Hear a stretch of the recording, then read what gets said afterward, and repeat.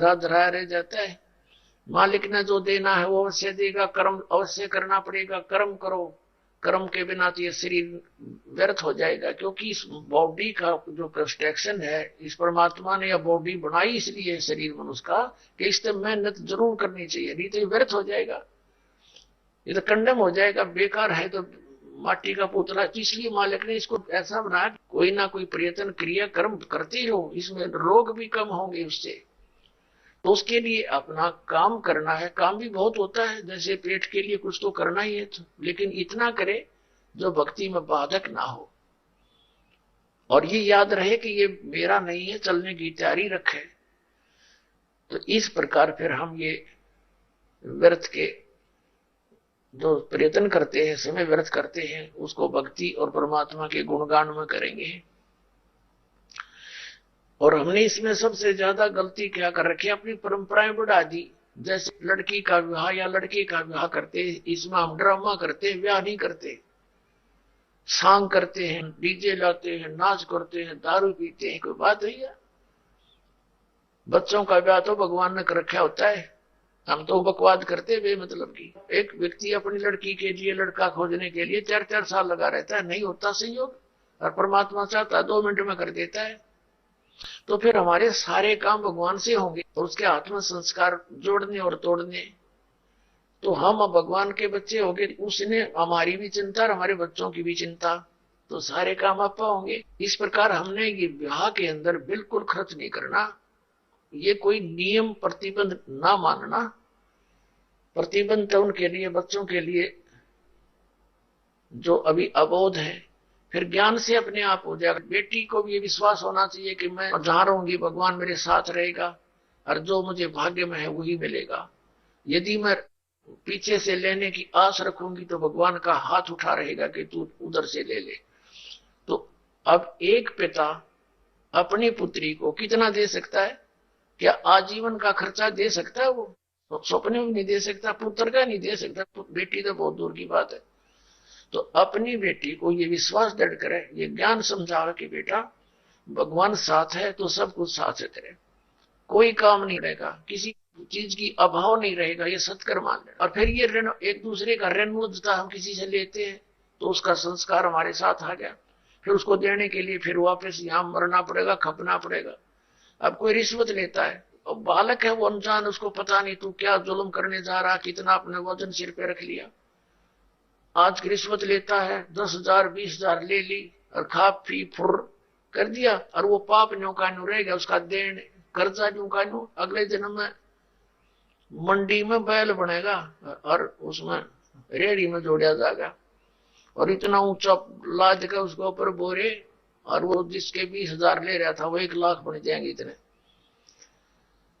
और उसके ऊपर खुद बैठेगा और नीचा लगा तो बैल के लठ मारेगा। वो अधिकारी वहां बैल बनकर पूरी कर रहा होगा। ये सत्कर्म मान लेना, ये विधान है भगवान का। जिस दिन हम इतने सियाने हो जाएंगे, ये विश्वास हो जाएगा कि सचमुच ऐसा है, तो फिर हम इस विष को नहीं खाएंगे, ऐसा हम गलती नहीं कर सकते। परमात्मा कहते हैं तुमने उस दरगाह का मैल नहीं देखा, और धर्मराज के तिल तिल का लेखा।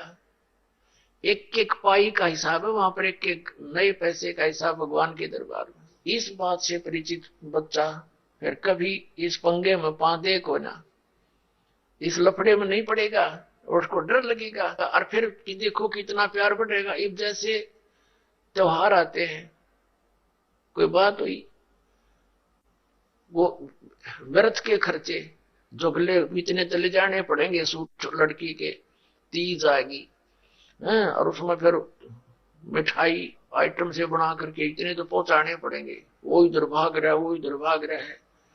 100 रुपये का और मेरे ख्याल में 200 रुपये का खर्चा किराए का, और वो कपड़े भी मतलब कि वो काम आवे नहीं। तो इस तरह की जो हमने ये परंपराएं बना रखी हैं, ये खत्म करनी पड़ेंगी। लड़की के फिर भात आता है, भात के अंदर जिस बेटी के भाई नहीं है, जिस बहन के, अब वो कमरों में बड़बड़ होती है, और भात के सांग होया बताइयो, कोई तो कोई आएगी।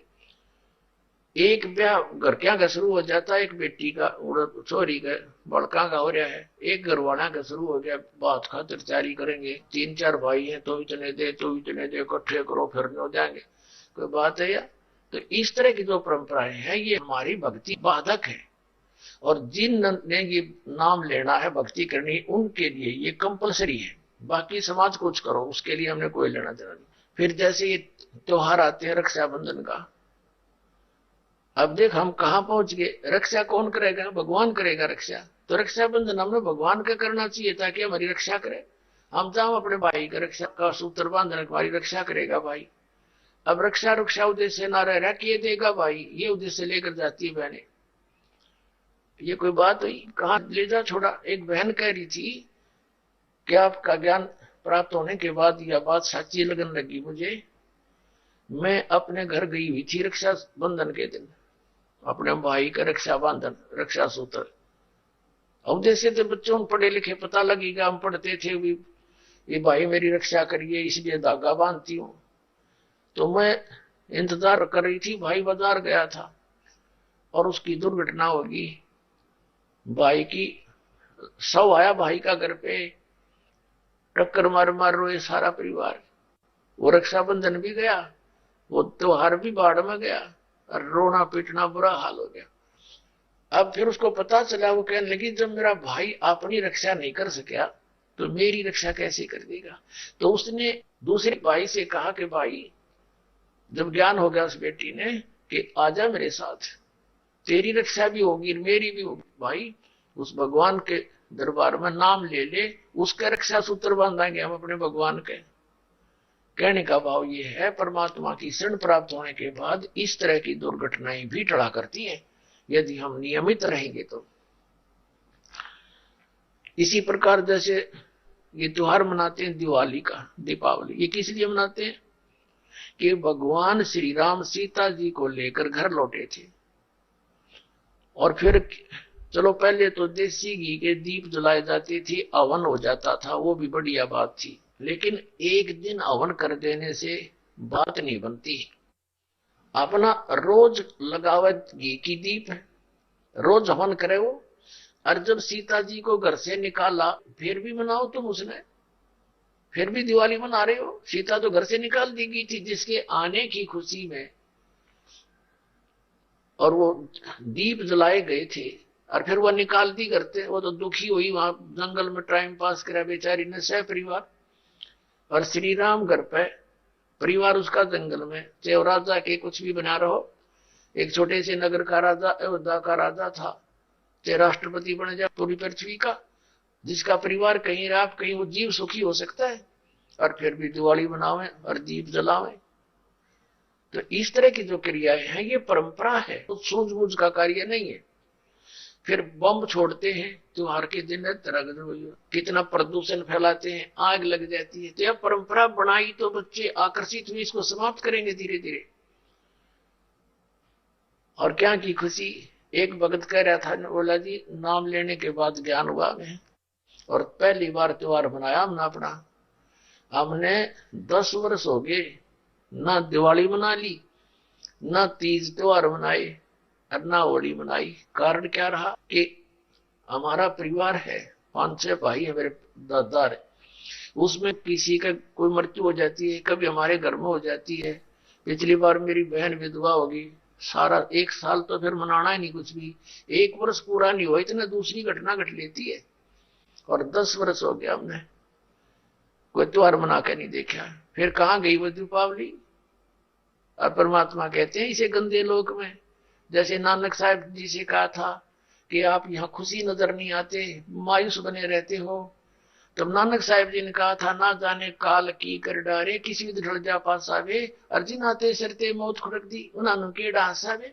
एक समय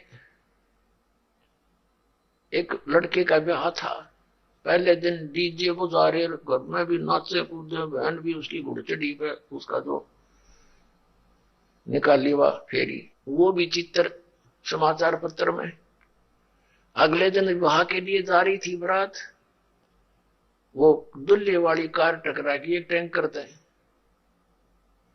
ट्रक से या टैंकर से, 6-7 सदस्य थे, घर के भी थे उसमें 2-3 और वो दूल्हा भी सारे मर गए। अब फिर टक्कर मार मार कर रो रहे हैं, बाल पाट रही, वो बहने पहले दिन जो डांस करे थी, नाचन कूदे फट करी थी। तो परमात्मा कहते ना जाने काल की कर डारे, किस भी ढल जा पासा वे, अर्जुन आते सरते मौत खुड़क दी। फिर क्या किया सी, यहाँ पर क्या डांस करें, टाइम पास करो, विवाह करो, बच्चों का संयोग जोड़ दो सिंपल वे से। ब्याह तो 2 बालका का होना, बाकी तो फंड है, हो कितने इकट्ठे कर लो चाहे ना कर लो। तो इस प्रकार हमने इस प्रत्येक परंपरा को रिड्यूस करना है, और फिर हम सुखी होंगे भक्ति में, हमें समय गणा मिलेगा। हम इससे काम लगे रहे, जिसके 2 बेटी होगी उसका मरण हो जाता है, उस माता पिता का कोई बात हुई है ऐसा, गौ धन बेटी यहाँ भी कुमाती कुमाती चली जा रहा, सारा जीवन कुमावे, और उसको कैर बना लिया हमने अपनी गलत परंपरा के कारण। तो इसको समाप्त करना पड़ेगा, तो तभी हम भक्ति भी तभी कर सकेंगे, हमारी समस्याएं का समाधान भी ऐसे ही होगा।